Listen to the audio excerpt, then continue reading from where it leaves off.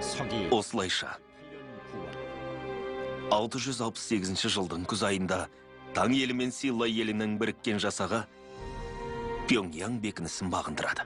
Біздің дәуірімізге дейінгі 227 жылы Жумон хан негізін салып, 900 жыл бойы ұзақ ғұмыр кешкен Когурё елі Божан ханның тұсында құлайды.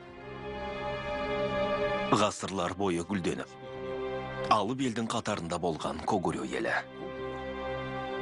Бұл елдің күйреуі тарих беттерінде өкінішке толы сезімдермен жазылған.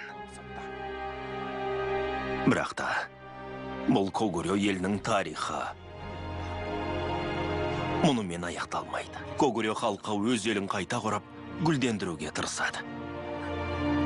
Осылайша, Корей елінің тарихында Когурё елінің жалғасы болған Пархэ елі құрылатын болады.